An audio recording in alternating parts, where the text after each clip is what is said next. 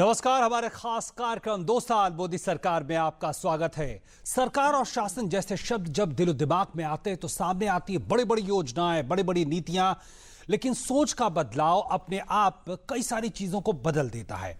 बेटियों की शिक्षा का मामला हो, अपने गांव घर में साफ सफाई का मामला हो, जरूरत पड़ने पर सरकारी मदद को छोड़ना हो और भविष्य के नजरिए से अपने आप को तकनीकी तौर पर तैयार करना हो, किसी योजना से बढ़कर पहले खुद को तैयार करने की तरफ ये सारी बातें इशारा करती हैं। आज हमारे कार्यक्रम का खास मुद्दा यह है कि कैसे पिछले 2 सालों में सरकार ने न सिर्फ विकास को गति दी बल्कि कुछ ऐसे सुधारों को आगे बढ़ाया है जो हमारी बेहतर समाज के सोच को भी संवारती है। और इसी पे बातचीत करेंगे और हमारे साथ 2 बेहद खास मेहमान स्टूडियो में जुड़े हुए हैं। हमारे साथ हैं प्रोफेसर मक्खन लाल जी हैं, समाजशास्त्री जाने माने। हमारे साथ प्रदीप सिंह जी हैं, वरिष्ठ पत्रकार। आप दोनों का बहुत बहुत स्वागत है।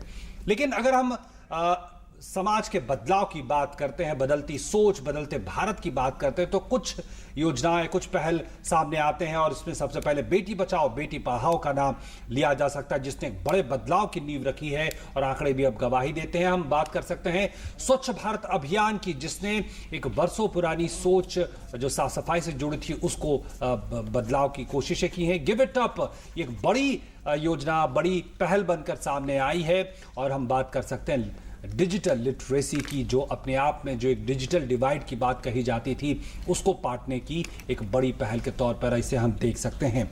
प्रोफेसर मक्खन लाल जी, अगर हम जो सोच में बदलाव की बात कर रहे हैं उसमें बेटी बचाओ बेटी पढ़ाओ की अगर इससे हम शुरुआत करें तो एक तमाम आंकड़े ये दिखाते हैं कि किस तरह से 2011 तक के जो आंकड़े हमारे सामने हैं दिखाते हैं किस तरह से जो लिंगानुपात है उसमें किस तरह की गड़बड़ियां पैदा हुई। और ये इस बात को ध्यान में रखकर जो कोशिशें शुरू की गई हैं, कितना महत्वपूर्ण मानते हैं आप और किस तरह के बदलाव देख सकते हैं? मैं आदरणीय मोदी जी की जितनी योजनाएं चल रही हैं सब अपने आप में अद्वितीय हैं, लेकिन बेटी बचाओ बेटी पढ़ाओ को मैं एक बहुत बड़ी उसके रूप में देखता हूँ, योजना जो बहुत बड़े समाज में सोच में परिवर्तन ले आएगा।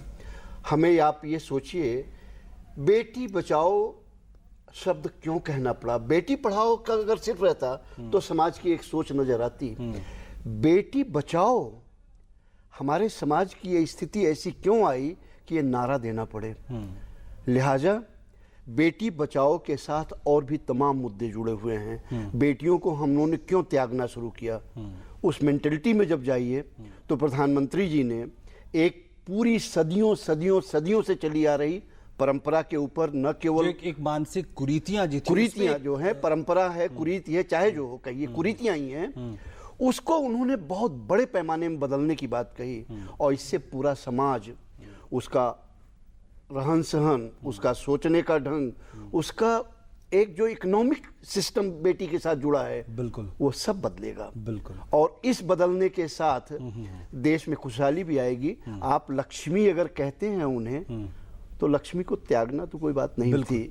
इसीलिए मैं इस योजना को बहुत बड़ी क्रांतिकारी योजना मानता हूं, क्योंकि ये घर से शुरुआत होगी। इसकी शुरुआत व्यक्ति स्तर पे होगी, घर के स्तर पे, हर आदमी को अपने स्तर पे इसकी शुरुआत घर से होगी, व्यक्ति के स्तर पे होगी, माँ और बाप जी 2 यूनिट से होगी। इसीलिए यह एक ऐसी योजना पूरे समाज को बहुत बड़े स्तर पे बदलेगी और बहुत बड़े स्तर पे बदलाव ले आएगी। बिल्कुल।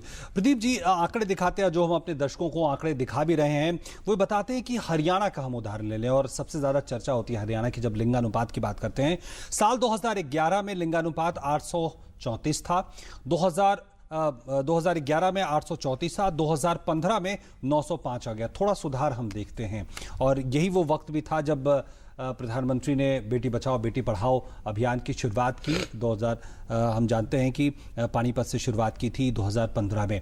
आपको लगता है हरियाणा जैसे स्टेट को चुना प्रधानमंत्री ने, उसके बाद एक पूरी प्रक्रिया चली, सोच में कितना बदलाव आ पाया है या ये कितना महत्वपूर्ण नारा साबित हो पाया? देखिए, लोकसभा चुनाव के दौरान प्रधानमंत्री ने एक और नारा दिया था, मिनिमम गवर्नमेंट मैक्सिमम गवर्नेंस। उसके पीछे अवधारणा ये थी कि किसी भी सरकार की योजनाएं सफल तभी हो सकती हैं जब उसमें समाज की भागीदारी हो। तो समाज अपने दायित्व को समझे, इस की कोशिश प्रधानमंत्री ने की है। बेटी बचाओ बेटी पढ़ाओ योजना उसमें से एक उसका हिस्सा है कि वो उम्मीद कर रहे हैं कि सरकार अपनी ओर से प्रयास कर रही है, लेकिन जब तक उसमें समाज का सहयोग नहीं होगा तब तक मुश्किल होगा। तो समाज का सहयोग किसी भी नेता या सरकार के मुखिया को तब मिलता है जब उसकी अपनी साख हो, विश्वसनीयता हो। अगर आपको याद हो तो एक समय था, लाल बहादुर शास्त्री हमारे प्रधानमंत्री हुआ करते थे, अन्न संकट था, उन्होंने एक अपील लोगों से की थी कि हफ्ते में एक दिन एक वक्त निश्चित तौर पर लोगों ने माना।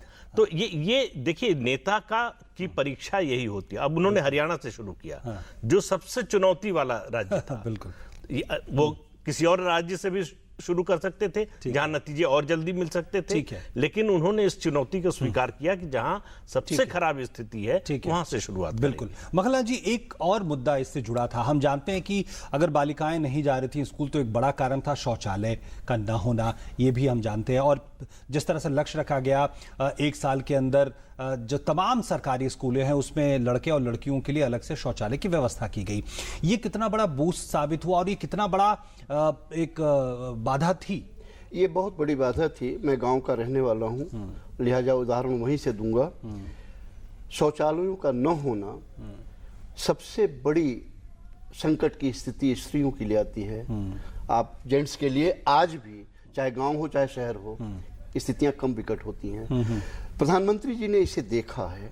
मेरे ख्याल से वो चूंकि खुद कोई बहुत बड़े परिवार से नहीं आते, बहुत बड़े शहर से नहीं आते, लिहाजा उन्हें कॉमन आदमी, एक छोटे व्यक्ति की, एक छोटे परिवार की, विपन्न परिवार की स्थितियों का पता है। अब उन्होंने ये जाना और समझा जो हम सब लोग जानते समझते हैं, बोलते नहीं या समझने की कोशिश नहीं करते, कि तब तक लड़कियां स्कूल में नहीं जा पाएंगी जब तक कि उनके लिए वो सुविधाएं न दी जाएं जो बहुत व्यक्तिगत उनके लिए होती हैं। हमारे आदमी के लिए, लड़कों के लिए कुछ चीजें व्यक्तिगत नहीं रहती, उनके लिए बहुत व्यक्तिगत होती हैं। और इसके लिए ये शौचालय की जो उन्होंने कहा सभी स्कूल में रहेंगे, गांव में भी गए, 80 लाख से ज्यादा शौचालय बन चुके, 90 लाख इस 1 साल में। और उन्होंने कुल मिला के कितने शायद 30-35 करोड़ शौचालय बनाने की या 11 करोड़ बनाने की बात किया है। इससे समाज में बहुत बड़ा परिवर्तन आएगा और लड़कियां स्कूल जाने के लिए प्रेरित होंगे। बिल्कुल, और आंकड़े भी दिखाते हैं कि जिस तरह से ड्रॉप आउट के आंकड़े हमारे सामने, जिस तरह से वो इंप्रूव हुए, जिस तरह से वो अच्छे हुए हैं, वो ये दिखाता है कि किस तरह से शौचालयों के निर्माण ने और बेटी बचाओ बेटी पढ़ाओ अभियान ने जो फर्क है वो अंतर डालना शुरू किया है। रुक रहे हैं यहाँ पे छोटे से ब्रेक के लिए। ब्रेक के बाद लौटेंगे तो हम बात करेंगे तमाम बातों की और बात करेंगे स्वच्छ भारत अभियान की भी। भाइयों बहनों, नीम कोटिंग यूरिया के कारण आपकी जमीन को बचाने में, आपकी फसल को बचाने में और आपके पैसे बचाने में काम आने वाला है। इस नीम लेपित यूरिया से और क्या क्या लाभ है? एक तो इसकी खपत कम होती है और इसमें नीम होने के कारण कीट भी कम आते हैं, मिट्टी और फसल खिल उठते हैं। ये नीम लेपित यूरिया का उपयोग केवल खेती बाड़ी के लिए होता है। इस साल यूरिया का रिकॉर्ड उत्पादन हुआ है। अब ये नीम लेपित यूरिया हर जगह आसानी से मिलता है। ये तो बहुत अच्छी बात है। नीम लेपित यूरिया का वरदान, लहलहाते खेत, खुशहाल किसान। ये साइड से थोड़े छोटे कर दे जल्दी। ये वाला सर? क्या है? सर ये साइड से? नहीं। नोज पियर्सिंग यहाँ पे परफेक्ट हो जाएगा मैम। बिल्कुल दर्द नहीं होगा, पता भी नहीं चलेगा। कुछ ऐसा ही करते हैं आप अपने गियरलेस स्कूटर के साथ। गियरलेस स्कूटर में कोई भी 40 ऑयल नहीं, सिर्फ सर्वो स्कूटोमैटिक 4ST ही डालिए। इसके फ्रिक्शन मॉडिफायर्स इंजन की परफॉर्मेंस बढ़ाए और आपकी राइड स्मूदर बनाए। Servo Scootomatic 4ST। सुनो सुनो किसान भाइयों, सुनो सुनो, ओ सुनो सुनो किसान भाइयों, सुनो सुनो, सुनो सुनो किसान भाइयों, ध्यान लगाकर बात सुनो। नीम कोटेड यूरिया आया, खेती में नई क्रांति लाया। इससे यूरिया की क्षमता और बढ़े, नाइट्रोजन जमीन को बेहतर मिले, नीम के गुणों से कीटाणु मरे, पानी को दूषित ना करे। तो भाइयों, नीम कोटेड यूरिया से हो मेहनत सफल, बेहतर हो खेत, पानी और फसल। कृषि और किसान कल्याण मंत्रालय द्वारा किसान हित में जारी। सरहद पर सीना ताने खड़े रहने वाले हमारे दादाजी थोड़े झुक गए हैं, पर आज भी कभी 1 रैंक 1 पेंशन की बात होती है तो वो कहते हैं कि एक फौजी को उम्मीद नहीं छोड़नी चाहिए।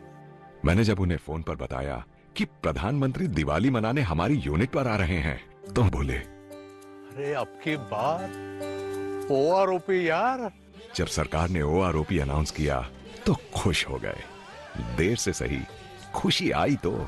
4 दशकों से बाकी पड़ी एक्स सर्विसमैन की मांग को पूरा किया गया। सरकार ने किया 7,000 करोड़ रुपयों का अतिरिक्त वार्षिक प्रावधान। एरियर्स का भुगतान 4 इंस्टॉलमेंट्स में किया जा रहा है, जिसका 3,186.87 करोड़ रुपए का पहला हिस्सा 17.29 लाख लोगों को दिया जा चुका है।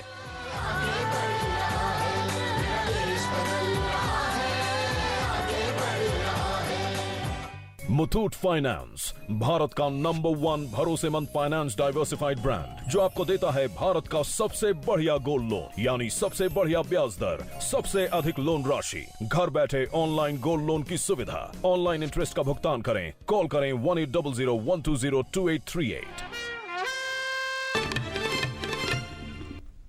और ब्रेक के बाद एक बार फिर से आपका स्वागत हमारे खास कार्यक्रम 2 साल मोदी सरकार में। और हम उन मुद्दों की बात कर रहे हैं जो कहीं ना कहीं लोगों के अंदर बदलाव की भावना पैदा करते हैं, और उसके परिणाम भी अब देखने को मिल रहे हैं। और उसी में एक बड़ी पहल कही जाएगी स्वच्छ भारत अभियान।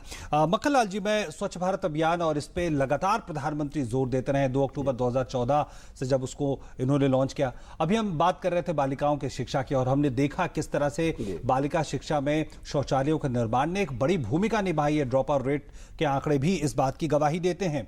आपको लगता है कि जो सोच के बदलाव का मुद्दा था, साफ सफाई को लेकर जो बदलाव का मुद्दा था, वो एक ऐसे मंच तक, एक ऐसे स्तर तक जहां पहुंचा जहां अब सार्वजनिक बहस हो रही है और अब उसका बदलाव भी देखने को मिल रहा है? अगर आप ध्यान दीजिए, जब प्रधानमंत्री जी ने स्वच्छ भारत की बात कही तो उन्होंने एक बात और कही थी कि 1919 में गांधी जी ने जो शुरुआत किया था, हम उन्हें यह गिफ्ट दे कि यह भारत एकदम स्वच्छ हो जाए। भारतीयों का जो हाइजीनिक का, पर्सनल हाइजीन का जो कॉन्सेप्ट है वो तो बहुत ऊपर है, लेकिन वो सारा हाइजीनिक मैटर वहीं खत्म हो जाता है पर्सनल लेवल पे। जब समाज की बात आती है, सड़क की बात आती है, आपके घर के दरवाजे के बाहर की बात आती है, तो शायद दुनिया के हम सबसे गंदे देश हो जाते हैं। उसका नतीजा ये होता है कि आपका पूरा का पूरा एटमॉस्फेयर पॉल्यूट हो जाता है, पूरा का पूरा एटमॉस्फेयर बिल्कुल संक्रमित रहता है। उसका नतीजा ये होता है कि आप तरह तरह की बीमारियों से, तरह तरह की चीज़ों से ग्रसित होते हैं। स्वच्छ रहेंगे, निर्मल रहेंगे तो आपका स्वास्थ्य भी ठीक रहेगा। और शायद गांधी जी ने जब उन्होंने मेयो की किताब पढ़ी थी और मेयो ने जब इस गंदगी की बात कही थी तो गांधी जी ने संकल्प किया था कि हम करेंगे। लेकिन गांधी जी जिसके सबसे बड़े जो नाम लेके सत्ता में रहे, बिल्कुल गांधी जी का नाम लेके सत्ता में रहते हैं, रहे, एक काम गांधी जी का नहीं किया, कम से कम यही कर देते। और इससे आगे आने वाले समय में आपको वास्तव में देखने में अच्छा लगेगा कि देश हमारा कितना साफ सुथरा है, गंदगी नहीं। ठीक है प्रदीप जी, ऐसे देश में जहां बड़े बड़े मुद्दे उस पर बहस और मुबाहिसे हम राजनीतिक तौर पे करते रहते हैं, चाय के स्टॉल से लेके हर जगह, वहां सफाई का मुद्दा एकदम अचानक से बहस के केंद्र में आ जाता है। लोगों के लिए आपको लगता है कितना आसान था, कितना मुश्किल था? शौचालयों का निर्माण के आंकड़े हमारे सामने, निश्चित तौर पर वो आने वाले वक्त में एक बड़ी बदलाव को हवा देंगे। कैसे देखते हैं इसको? नहीं, देखिए, ये एक ऐसा मुद्दा है जिस पर आपको किसी भी सरकार को, अगर सरकार की दृष्टि से और राजनीतिक दृष्टि से सोचें तो कोई टेंजिबल रिजल्ट नहीं मिलता। आप इसको क्वांटिफाई नहीं कर सकते कि इससे क्या फायदा हुआ, क्या मिला लोगों को। बिल्कुल। लेकिन ये गरीबों के लिए मुझे लगता है सबसे प्रभावी योजना है, क्योंकि उस गंदगी का, उसका सबसे बुरा असर गरीबों पर पड़ता है, उनकी आर्थिक स्थिति पर पड़ता है। एक गरीब आदमी के बीमार होने का मतलब है उसका रोजगार का साधन रुक जाना, उसके घर की आमदनी रुक जाना, बच्चों की पढ़ाई रुक जाना, बाकी खर्चे जो हैं वो रुक जाना। तो इसको एक सामाजिक अभियान के रूप में चलाया, और मेरा व्यक्तिगत जो अनुभव है, इसका सबसे ज्यादा असर बच्चों पर हुआ है। बच्चे माता पिता को टोकते हैं, तो ये इसका मतलब ये बात कहीं लोगों तक पहुंची है और उसका असर हो रहा है। बिल्कुल बिल्कुल। और इसी मुद्दे को जो हम कह रहे हैं कि लोगों के अंदर बदलाव, उनके अंदर जो पहल करने की भावना और बेहतर कल का सपना, इसी कड़ी में अगर हम बात करें गिव इट अप योजना की, जिसमें प्रधानमंत्री ने एक तरह से से लोगों से आह्वान किया कि वो जो गैस सब्सिडी है, एलपीजी सिलेंडर, उस पर जो सब्सिडी मिलती है उसको छोड़ें, जो इसको अफोर्ड कर सकते हैं, जो इसका भार सहन कर सकते हैं। और रिजल्ट या परिणाम ये आया कि 1 करोड़ से ज्यादा लोगों ने इस पे अपनी जो सब्सिडी है वो छोड़ दी है। और उसके तहत न सिर्फ एक बदलाव आया है, बल्कि बहुत सारी जो रकम है वो बची है, जिसका सरकार इस्तेमाल कर रही है। प्रदीप जी, मैं आप ही से शुरू करना चाहूं। प्रधानमंत्री काफी इस पे जोर देते रहे, उसका एक सामाजिक पक्ष भी उन्होंने कहा कि अगले 3 सालों में 5 करोड़ महिलाओं को हम एलपीजी गैस सिलेंडर कनेक्शन देंगे। तो इसका एक तो कि लोग जो अफोर्ड कर सकते उन्होंने छोड़ा, और ऐसे देश में छोड़ा जहां पे माना जाता था कि 1 रुपया भी कुछ छोड़ने के लिए तैयार नहीं है। खासतौर से उस वर्ग ने छोड़ा जिससे ये बिल्कुल उम्मीद नहीं की जाती थी, मध्य वर्ग या निम्न मध्य वर्ग, जिसके बारे में ये आम धारणा है कि वो हर समय सरकार से या सत्ता से कुछ अपेक्षा ही करता है, देना नहीं चाहता समाज को। उन लोगों ये छोड़ने वालों में बहुत अमीर लोग नहीं है, बिल्कुल ये मध्य वर्ग के लोग इसमें सबसे ज्यादा है। लेकिन इसका असर इसलिए हुआ कि सरकार ने इस योजना को बड़े ट्रांसपेरेंट तरीके से लागू किया कि अगर आप छोड़ रहे हैं गैस सब्सिडी तो किसको मिल रही है, ये भी वेबसाइट पर है मंत्रालय की कि उसका नाम क्या है, उसका पता क्या है। बिल्कुल, ये अनिश्चितता खत्म हो गई कि हम छोड़ देंगे तो पता नहीं कैसे मिलेगा। हाँ, कि हम किसी को मिल भी रहा है कि नहीं मिल रहा है, क्या हो रहा है, हमने तो छोड़ दिया लेकिन उसका क्या फायदा हुआ, न समाज को फायदा हो रहा है, न सरकार को फायदा हो रहा है। तो ये जो है आप जाके वेरीफाई कर सकते हैं कि हमने अगर छोड़ा तो उसका लाभ अब किसको मिल रहा है, मिला। तो एक छोड़ने वाला जो छोड़ रहा है अपनी सुविधा, वो सुनिश्चित करता है, वो अपने में महसूस करता है कि वो समाज के लिए, देश के लिए कुछ कर रहा है, कुछ कंट्रीब्यूट कर रहा है। उसकी वजह से किसी घर में धुएं वाला चूल्हा जलना बंद हो गया। बिल्कुल। और इसका एक दूसरा एस्पेक्ट भी छोटा सा है जी, जल्दी, वो ये है कि आप कोई चीज तब छोड़ने को तैयार होते हैं जब आपको जो कहने वाला है उसके ऊपर विश्वास हो। बिल्कुल, नेता के ऊपर जो भी कह रहा है उसके ऊपर जब आपका विश्वास जमा हुआ है तो आप कुछ भी छोड़ने के लिए तैयार हो जाते हैं। ये सब्सिडी तो छोटी चीज है, गांधी जी के ऊपर लोगों को विश्वास था, अपनी जान की बाजी भी लगा दिया देश के लिए। इसलिए मैं इसको बहुत बड़ा मानता हूं कि लोग कम से कम एक ऐसा नेता है जिसके ऊपर लोग विश्वास कर रहे हैं। बिल्कुल। और उसके साथ ही जो पारदर्शिता का मसला जो हमारे प्रदीप जी ने कहा कि लोगों को ये विश्वास था कि अगर वो छोड़ रहे हैं तो वो उसका फायदा किसी को मिल रहा है, और ये पारदर्शिता ने इसने एक बड़ी भूमिका निभाई। रुक रहे एक छोटे से ब्रेक के लिए, ब्रेक के बाद लौटेंगे तो हम बात करेंगे जो डिजिटल साक्षरता की मुहिम है उसकी। ये साइड से थोड़े छोटे कर दे जल्दी। ये वाला सर? क्या है सर ये साइड से? नहीं, नोज पियर्सिंग यहाँ पे परफेक्ट हो जाएगा मैम। बिल्कुल दर्द नहीं होगा, पता भी नहीं चलेगा आपको। कुछ ऐसा ही करते हैं आप अपने गियरलेस स्कूटर के साथ। गियरलेस स्कूटर में कोई भी 40 ऑयल नहीं, सिर्फ सर्वो स्कूटोमैटिक 4ST ही डालिए। इसके फ्रिक्शन मॉडिफायर्स इंजन की परफॉर्मेंस बढ़ाए और आपकी राइड स्मूदर बनाए। Servo Scootomatic 4ST।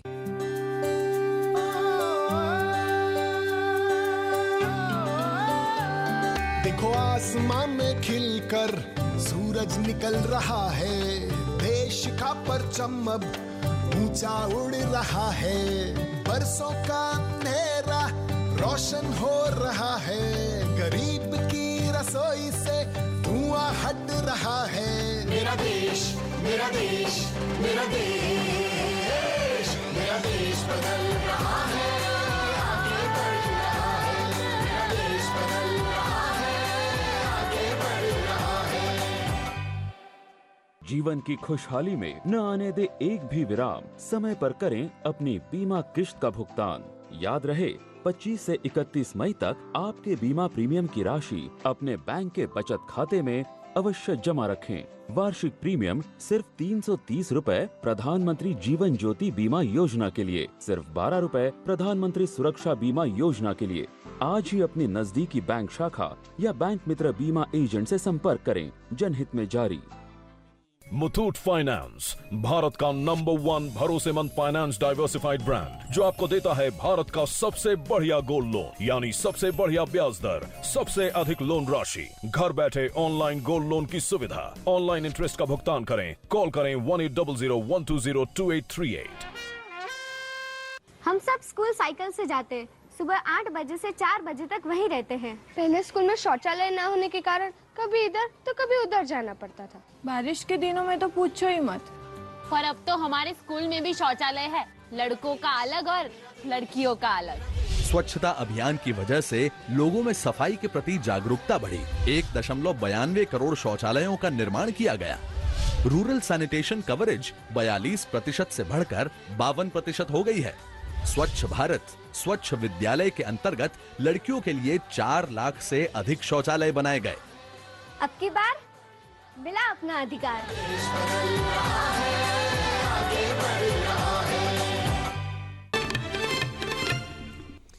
और हमारे इस खास कार्यक्रम में एक बार फिर से आपका स्वागत। और अब बात करते हैं डिजिटल लिटरेसी की।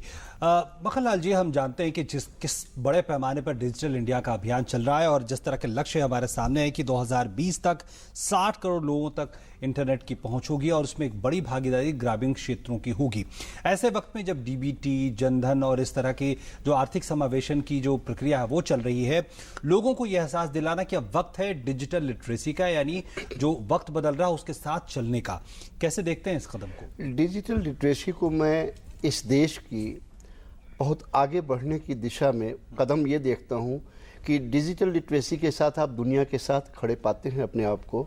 और मैं अभी कुछ डाटा देख रहा था कि अगले 1-1.5 साल के अंदर 50,000 से ज़्यादा ग्राम पंचायतें इंटरनेट से जुड़ जाएंगी सीधे। सबसे बड़ा फायदा ये होता है, इससे करप्शन दूर हो जाता। जहाँ भी आपने डिजिटाइजेशन किया, हर तरह करप्शन खत्म होने लगता है।